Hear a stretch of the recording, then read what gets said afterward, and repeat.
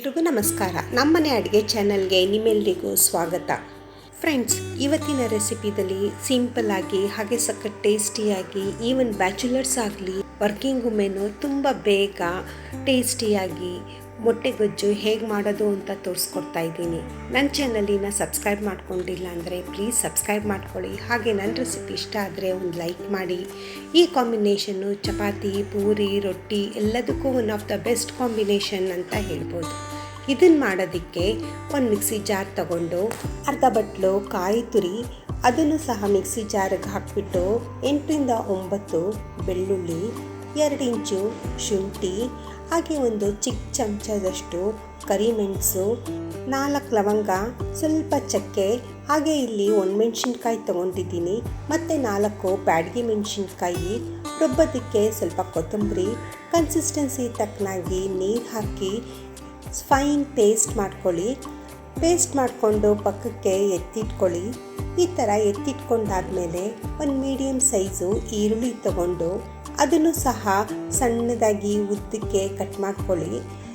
ನಂತರ ಇಲ್ಲೊಂದು ಕಡಾಯಿ ಇಟ್ಬಿಟ್ಟು ಅದಕ್ಕೆ ಒಂದು 4ರಿಂದ 5 ಟೇಬಲ್ ಸ್ಪೂನು ಎಣ್ಣೆ ಹಾಕಿ, ಎಣ್ಣೆ ಕಾದ್ಮೇಲೆ ಕಟ್ ಮಾಡಿ ಇಟ್ಕೊಂಡಿರೋ ಅಂಥ ಈರುಳ್ಳಿ ಹಾಕಿಬಿಟ್ಟು ಸ್ವಲ್ಪ ಗೋಲ್ಡನ್ ಬ್ರೌನ್ ಆಗೋ ಥರ ಫ್ರೈ ಮಾಡ್ಕೊಳ್ಳಿ. ನಂತರ ರುಬ್ಬಿಟ್ಕೊಂಡಿರೋ ಅಂಥ ಪೇಸ್ಟ್ ಎಲ್ಲ ಸೇರಿಸ್ಬಿಟ್ಟು ಅದಕ್ಕೆ ಸ್ವಲ್ಪ ಕನ್ಸಿಸ್ಟೆನ್ಸಿಗೆ ನೀರು ಸಹ ಹಾಕಿ ಒಗ್ಗರಣೆದಲ್ಲೇ ಸ್ವಲ್ಪ ಚೆನ್ನಾಗಿ ಬೇಯಲಿ. ಕಲರ್ ಚೇಂಜ್ ಆಗೋ ಥರ ಚೆನ್ನಾಗಿ ಬೇಯಿಸ್ಕೊಳ್ಳಿ.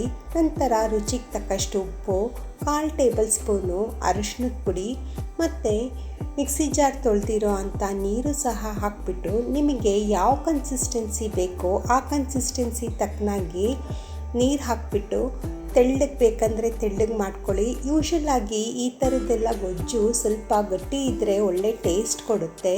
ನಂತರ ನೋಡಿ ಒಂದು ಕನ್ಸಿಸ್ಟೆನ್ಸಿಗೆ ಬಂದಾಗ ಇಲ್ಲಿ ಒಂದೊಂದಾಗಿ ಮೊಟ್ಟೆ ತಗೊಂಡು ಅದರೊಳಗೆ ಬಿಡಬೇಕು. ವಿಡಿಯೋದಲ್ಲಿ ತೋರಿಸಿರೋ ಥರ ಮಾಡಿ, ತುಂಬ ಚೆನ್ನಾಗಿ ಬರುತ್ತೆ. ಮತ್ತು ಕೆಲವರು ಬೇಯಿಸ್ಬಿಟ್ಟು ಆಮೇಲೆ ಹಾಕ್ತಾರೆ, ಅದನ್ನು ಸಹ ಒಳ್ಳೆ ಟೇಸ್ಟ್ ಕೊಡುತ್ತೆ. ನಾನಿಲ್ಲಿ ಮೊಟ್ಟೆನೇ ಡೈರೆಕ್ಟಾಗಿ ಹಾಕ್ತಾ ಇದ್ದೀನಿ.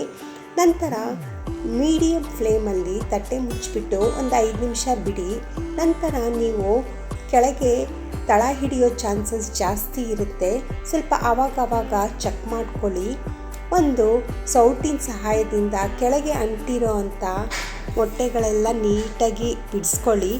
ಲೋ ಫ್ಲೇಮಲ್ಲಿ ಒಂದು 10ರಿಂದ 15 ನಿಮಿಷ ಮುಚ್ಚಿಡಿ. ಈ ಥರ ಗೊಜ್ಜು ಮಾಡೋದಕ್ಕೆ ಆದಷ್ಟು ಅಗಲವಾಗಿರೋ ಅಂಥ ಪಾತ್ರೆ ತಗೊಳ್ಳಿ. ಮಕ್ಕಳಿಂದ ಹಿಡಿದು ದೊಡ್ಡವ್ರ ತನಕ ಇಷ್ಟ ಬೀಳೋ ಅಂಥ ಮೊಟ್ಟೆ ಗೊಜ್ಜು. ಮೊಟ್ಟೆ ಯಾವ ಟೈಮಲ್ಲಿ ಬೇಕಾದರೂ ಮಕ್ಕಳು ಇಷ್ಟ ಬಿದ್ದು ತಿಂತಾರೆ. ಇಲ್ಲಿ ನೋಡಿ, ನಾನೊಂದು ಪ್ಲೇಟಿಗೆ ಸರ್ವ್ ಮಾಡಿ ತೋರಿಸ್ತಾ ಇದ್ದೀನಿ. ಈ ಕಾಂಬಿನೇಷನ್ನು ನಾನು ಚಪಾತಿಗೆ ತೊಗೊಂಡಿದ್ದೀನಿ. ನಿಮಗೆ ಯಾವುದಕ್ಕೆ ಕಾಂಬಿನೇಷನ್ ಚೆನ್ನಾಗಿ ಅನಿಸುತ್ತೆ ಕಮೆಂಟ್ ಮಾಡಿ. ನನ್ನ ಚಾನಲಿನ ಸಬ್ಸ್ಕ್ರೈಬ್ ಮಾಡ್ಕೊಂಡಿಲ್ಲ ಅಂದರೆ ಪ್ಲೀಸ್ ಸಬ್ಸ್ಕ್ರೈಬ್ ಮಾಡ್ಕೊಳ್ಳಿ. ಹಾಗೆ ನನ್ನ ರೆಸಿಪಿ ಇಷ್ಟ ಆದರೆ ಒಂದು ಲೈಕ್ ಮಾಡಿ. ನೀವು ಮನೇಲಿ ಟ್ರೈ ಮಾಡಿ, ಹೆಂಗೆ ಬಂದಿದೆ ಅಂತ ಕಮೆಂಟ್ ಮಾಡಿ. Thank you.